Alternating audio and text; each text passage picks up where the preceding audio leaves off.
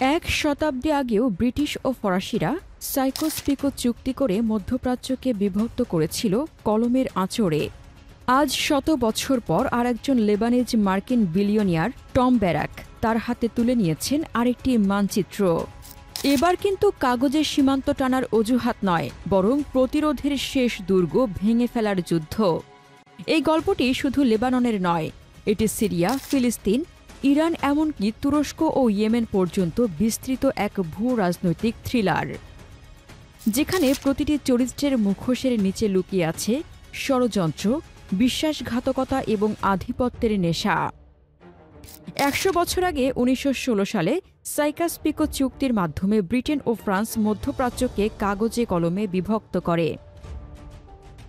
এরপর ১৯৪৮ সালে ইসরায়েল রাষ্ট্র প্রতিষ্ঠার মাধ্যমে ফিলিস্তিনিদের বাস্তুচ্যুত করে নতুন আগ্রাসনের সূচনা হয়। ২০০৬ সালে হিজবুল্লাহ ইসরায়েলের বিরুদ্ধে দক্ষিণ লেবাননে সাহসী প্রতিরোধ গড়ে তোলে এবং তাদের পিছু হটাতে বাধ্য করে। কিন্তু ২০২০ সালে আব্রাহাম চুক্তির মাধ্যমে আরব দেশগুলো একে একে ইসরায়েলের সঙ্গে সম্পর্ক স্বাভাবিক করে নেয়। এই পরিবর্তিত বাস্তবতায় ২০২৫ সালে ওয়াশিংটন এক নতুন মুখপাত্র টম ব্যারাককে পাঠিয়েছে বৈরুতে। লক্ষ্য একটাই, হিজবুল্লাহকে নিরস্ত্র করা এবং প্রতিরোধের শেষ দুর্গটিকে ভেঙে ফেলা। হলিউডি প্রেক্ষাপটে ভাবুন, একজন মিলিয়নিয়ার দূত যিনি হঠাৎ একদিন রাষ্ট্রদূত হয়ে ওঠেন। তার চোখে আদর্শ নয়, তার হাতে বৈশ্বিক অশান্তির নকশা। তিনি হোয়াইট হাউজের খুব ঘনিষ্ঠ, ডোনাল্ড ট্রাম্পের আস্থাভাজন এবং লেবাননের বুকে এক ভয়ঙ্কর শান্তি আনার মিশনে নামেন। টম ব্যারাক নামটা শুনলেই বোঝা যায় তিনি কেবল একজন দূত নন, তিনি যেন হেনরি কিসিঞ্জার আর জন বোল্টনের ছায়া মিশ্রণ, কূটনৈতিক আর ষড়যন্ত্রের মধ্যমণি। যখন ব্যারাক আঙ্কারায় দাঁড়িয়ে বললেন, সাইকস-পিকো ভুল ছিল, আমরা তার করব না, সেই বাক্য যেন কাঁপিয়ে দিল বিশ্লেষকদের হৃদয়। সবাই ভেবেছিল যুক্তরাষ্ট্র বুঝি মধ্যপ্রাচ্যের ঔপনিবেশিক অতীত থেকে শিক্ষা নিচ্ছে, কিন্তু ঘটনা তার বিপরীত। এবার যুক্তরাষ্ট্র সীমানা টানবে না, তারা সরাসরি অস্ত্র ধরিয়ে বলবে, তোমরা বেছে নাও শান্তি না প্রতিরোধ। নতুন মানচিত্র আঁকা হবে, কিন্তু রক্ত দিয়ে। বেশি দূর খুঁজতে হয় না, পশ্চিমা গণমাধ্যমে যতই বলা হোক এটি একটি শান্তি উদ্যোগ, প্রকৃত সত্যি হল ইসরায়েলের সম্প্রসারণের জন্য রাস্তা পরিষ্কার করা। যখন মিশর, জর্ডান, আরব আমিরাত একে একে স্বাভাবিক সম্পর্ক করে নিচ্ছে ইসরায়েলের সঙ্গে, তখন একমাত্র বাধা হিজবুল্লাহ। এবং হিজবুল্লাহকে ভাঙতে পারলে লেবানন হয়ে উঠবে আরেকটি পশ্চিমা ছায়াধীন রাষ্ট্র, যেখানে প্রতিরোধ শব্দটাই থাকবে নিষিদ্ধ। জুন মাসে ব্যারাক বৈরুতে হাজির হন এক শান্তির প্রস্তাব নিয়ে। তিনি প্রেসিডেন্ট, প্রধানমন্ত্রী এবং স্পিকারকে দেন একটি ৫ পতাকার পরিকল্পনা। প্রস্তাবের মূল বিষয় ছিল সব অস্ত্র রাষ্ট্রের হাতে আনতে হবে, সীমান্তে কড়া নজর ও চোরাচালান রোধ করতে হবে এবং সিরিয়ার সঙ্গে সম্পর্ক পুনর্নির্ধারণ করতে হবে। কিন্তু এই প্রস্তাবে ছিল না ইসরায়েলের হামলা বন্ধের নিশ্চয়তা, বন্দি মুক্তির শর্ত কিংবা লেবানন পুনর্গঠনের তহবিল। এটা কি সত্যি শান্তি প্রস্তাব, নাকি এক ধূর্ত চুক্তি যেখানে এক পক্ষ আত্মসমর্পণ করে, অন্য পক্ষ বিজয় ঘোষণা দেয়? মধ্যপ্রাচ্যে এখন আর কোনো বড় শক্তিশালী সশস্ত্র প্রতিরোধ নেই যারা ইসরায়েলের বিরুদ্ধে সত্যিকারের সামরিক প্রতিরক্ষা গড়ে তুলতে পারে।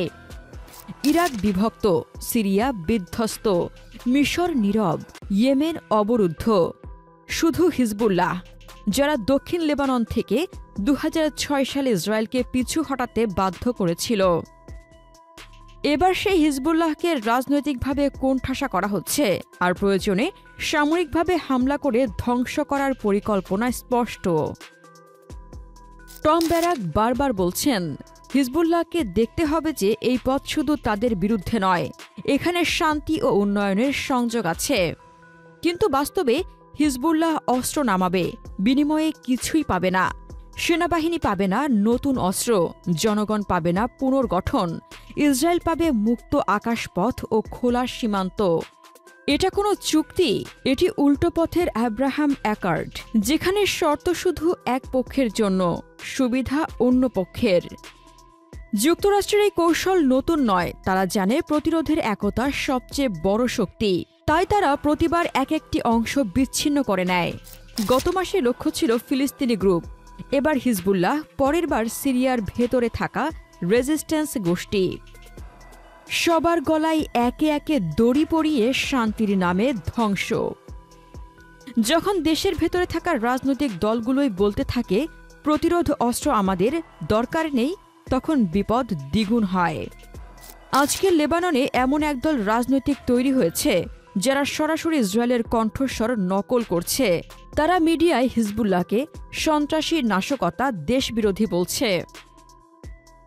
এই সব দল একসময় হয়তো ইসরায়েলের সঙ্গে সমন্বয় করবে, তখন হুমকি শুধু বাইরের থাকবে না, ভেতরেই শুরু হবে ছায়াযুদ্ধ।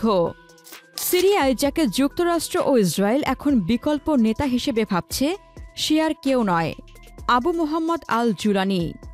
একসময় আইএসের নেতা ছিলেন, এখন নামে পরিচিত আহমেদ আল শারা। ট্রাম্প প্রশাসনের কাছে এখন সে কার্যকর নেতা, যাকে দিয়ে সিরিয়ায় একটি স্বাভাবিক সরকার চালানো সম্ভব, এবং সেই সরকারের মূল লক্ষ্য ইসরায়েলের সঙ্গে স্বাভাবিক সম্পর্ক ও প্রতিরোধ গোষ্ঠীগুলোকে নির্মূল করা। লেবাননের সামনে এখন দুটি পথ: আত্মসমর্পণ, যার ফল হবে একে একে প্রতিরোধ ভেঙে পড়া এবং দেশটির মানচিত্র নতুন করে আঁকা, অথবা প্রতিরোধ, ঐক্যবদ্ধ থেকে আঞ্চলিক সম্মিলিত শক্তি গড়ে তোলা। হিজবুল্লাহ এখনও মুখ খুলেনি, তবে তারা জানে এটি যদি তারা গ্রহণ করে তাহলে শুধু তাদের অস্তিত্ব নয়, পুরো লেবাননের স্বাধীনতায় শেষ হবে। এই যুদ্ধ কেবল সীমান্তের না, এটি একটি আদর্শ, একটি আত্মপরিচয়ের বিরুদ্ধে যুদ্ধ, যেখানে যুক্তরাষ্ট্র ইসরায়েল বলছে তোমাদের অস্ত্র নামাও, আমরা তোমাকে শান্তি দেব। আর প্রতিরোধ বলছে শান্তি কেবল তখনই সম্ভব যখন অধিকার সুরক্ষিত হয়, সম্মান নিশ্চিত হয় আর আগ্রাসীকে ঠেকানো যায়। লেবাননের ভবিষ্যৎ এখন লেখা হচ্ছে কোনো রাষ্ট্রদূতের হাতে নয়, বরং জনগণের ঐক্য, প্রতিরোধের ইচ্ছা আর সত্যকে রক্ষার সাহসে।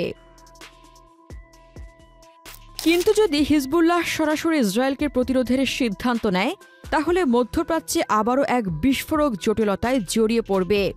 সীমান্তে শুরু হবে এক ধরনের নির্ধারণমূলক যুদ্ধ, যা হয়তো 2006-এর চেয়েও ভয়ঙ্কর হতে পারে।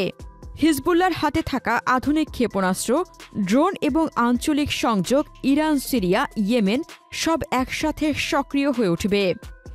ইসরায়েল একপাক্ষিক হামলা চালাতে পারবে না, বরং নিজ ভূমির গভীরেও আঘাত পাওয়ার ঝুঁকি থাকবে।